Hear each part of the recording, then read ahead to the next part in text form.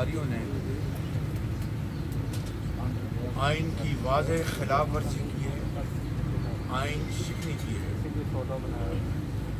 کیونکہ 24 مارچ بڑا important point ہے، 24 مارچ کو اسپیکر نے ایوان کی منشا کے مطابق عدم اعتماد کی موشن کو لیو گرانٹ کی، اور اگر کوئی اعتراض تھا تو 24 مارچ کو اس موشن کو یعنی عدم اعتماد کی تحریک کو بھائی ذرا خاموشی اختیار کریں پلیز، آپ خاموش ہو جائیں یار۔ عدم اعتماد کی تحریک کو لیو گرانٹ کیوں کی؟ اسمبلی کا پورا ایک نظام ہے، ان کا ایک لیگل برانچ ہوتی ہے، اسپیکر وہ تمام مراحل طے کر کے ضوابط کے مطابق پھر کسی ایجنڈا آئٹم کو ایوان میں ٹیبل کرواتا ہے، وگرنہ اس کو اپنے کمرے میں آفس میں اس کو ریجیکٹ کر دیتا ہے۔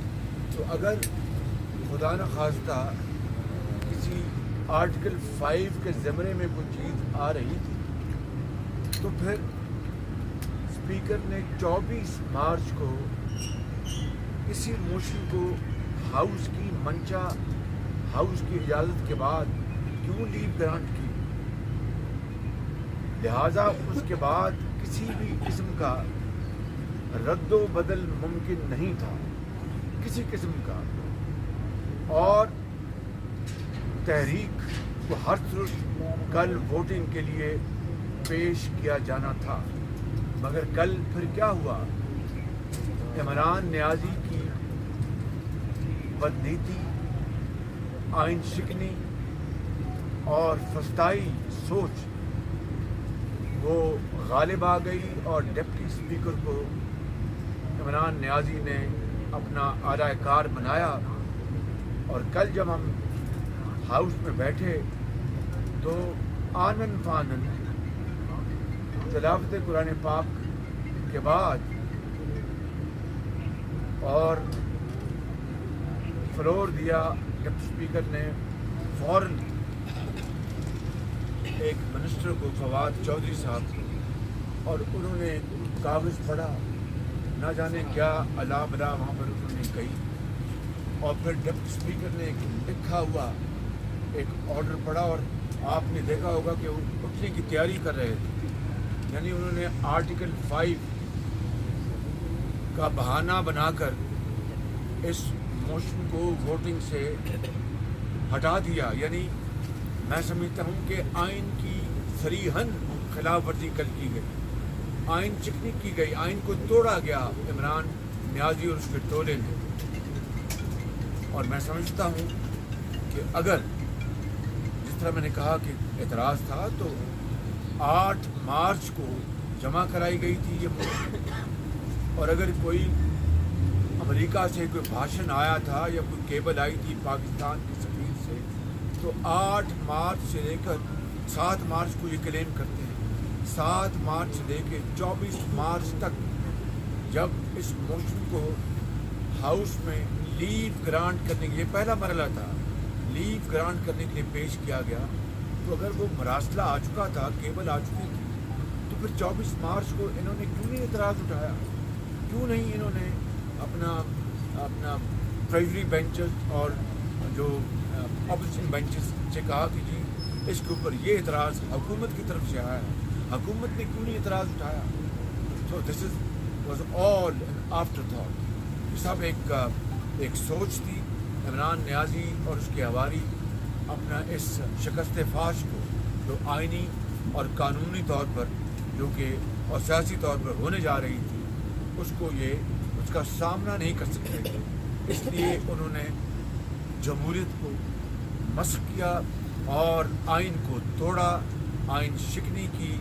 اور کل آپ نے دیکھا کہ کل پورا دن اس کے بعد اور پوری رات قوم اور ابھی تک ایک ویکیوم میں جا رہی ہے، گو کہ کل عدالت عظمیٰ نے کہا ہے کہ کوئی ماورائے آئین اقدام نہ اٹھایا جائے، لیکن ماورائے آئین اقدام تو خود عمران نیازی اٹھا چکا تھا، صدر پاکستان اٹھا چکا تھا, اسپیکر اور ڈپٹی اسپیکر اٹھا چکے تھے.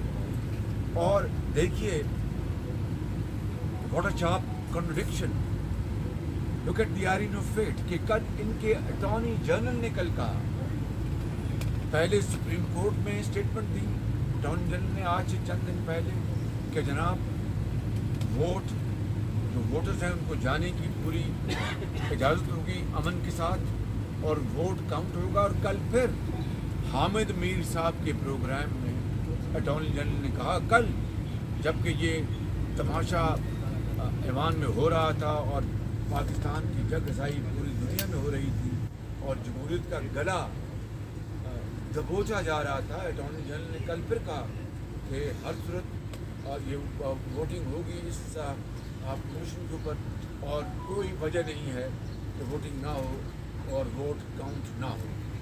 یہ ہے وہ محرکات جو کہ جس کے لیے ہم آج سب بیٹھے ہوئے ہیں. آخری بات میں کرنے سے پہلے آپ کو اگر سوالات آپ نے کرنے ہوں گے وہ یہ ہے کہ جس خط کے بارے میں بتایا جا رہا ہے, یا اس کو آپ کہتے ہیں تار یا کیبل جو بھی وہاں سے آیا اپنا واشنگٹن سے, اس کے بارے میں کچھ کہنا چاہتا ہوں. اور یہ جو اپنا ڈاکومنٹس ہیں بالکل یہ مستند ہیں, اس میں کوئی جھول نہیں ہوئے. امبیسڈر جو ہمارے ہیں اسد خان, انہوں نے ایک ٹویٹ جاری کی اور وہ میں آپ کو پڑھ دیتا ہوں. سامنے جو نیشنل اسمبلی میں کل ہوا, جیسے شہباز شریف صاحب نے کہا آئین کو توڑا گیا.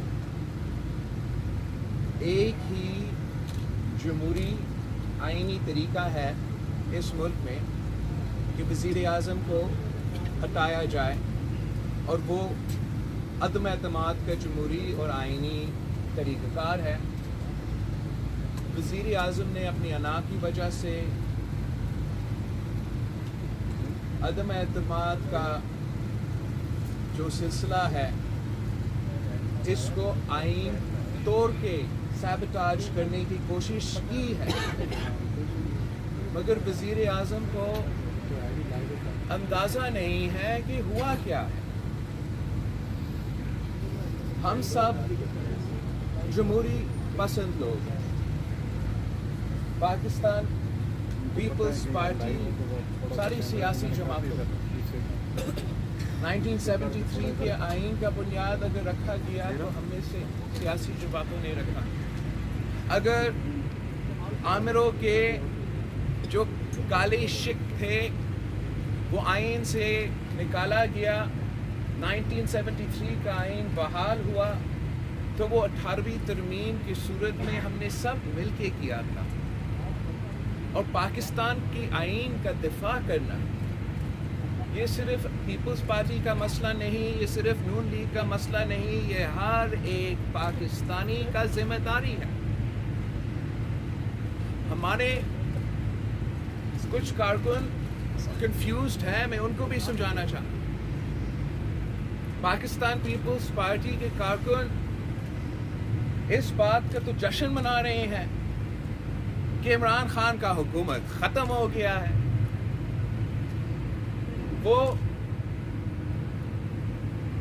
اس بات پہ خوش ہیں کہ ہمارا 3 سال کا جد و جہد اور محنت سلیکٹڈ حکومت کو گھر بیچنا, اس میں تو ہم کامیاب ہیں. مگر ہم جیسے جماعتیں کبھی اس بات پہ خوش نہیں ہوں گے کہ کوئی غیر آئینی کام کیا جائے. یہ ایسے ہیں کہ عمران خان اور عمران خان کی حکومت ہماری سیاسی بندوق کی نوک پہ تو تھا, اور ہم نے خود فائر کر کے اس سلیکٹڈ حکومت کا خاتمہ کا بندوبست کرنا تھا. مگر ہم سب کا پریشر کی وجہ سے, پارلیمان کے باہر کا جد و جہد کی وجہ سے, اور اس سے بڑھ کر جو ہم نے سب مل کے 3 مہینے کے لیے اس حکومت کا جینا حرام کر دیا اس عدم اعتماد کے تھرو, اور اس نے خود ہمارا اس پریشر کے نتیجے میں بندوق اٹھا کے خودکشی کر لی اپنی حکومت. اب یہ ایسے تالیاں بنا رہے ہیں. جب میں نے پہلے دن اٹھ کے اس کو وزیر اعظم سلیکٹ کہا تھا تو تب بھی وزیر اعظم صاحب جشن منا رہا تھا. آج بھی اس کا حکومت گئی, وزیر اعظم نہیں رہ سکتا اور وہ جشن منانے کی کوشش کر رہا ہے. یہ کوشش تو نہ کرو. مسئلہ صرف یہ ہے کہ ہم جمہوریت کا تحفظ کرنے والے ہیں, آئین کا تحفظ کرنے والے ہیں. اعلیٰ عدلیہ اس آئین کا تحفظ کرنے والے ادارہ بھی ہے, امپلیمنٹ کرنے والا ادارہ بھی ہے. ہوا کیا ہے کل کہ اپنی انا کی وجہ سے وزیر اعظم ایک آئینی اور جمہوری طریقے سے اسی نتیجے پہ آ سکتا تھا. ہمارا عدم اعتماد جمع ہونے سے پہلے یا ہمارا عدم اعتماد کا پہ ووٹ ہونے سے پہلے وہ اگر خود استعفیٰ دیتا تو وہ ایک آئینی طریقے سے اس پروسیس کو شروع کر سکتا تھا. دوسرا آئینی پروسیس کیا تھا, قانونی جمہوری پروسیس کیا ہے کہ ووٹنگ ہوتا عدم اعتماد پہ جو ہم نے کروایا, اور آپ سب نے دیکھا کہ 195 یا 197 ووٹس اس قرارداد کے حق میں تھے اور اس سے یہ حکومت چلا جاتا.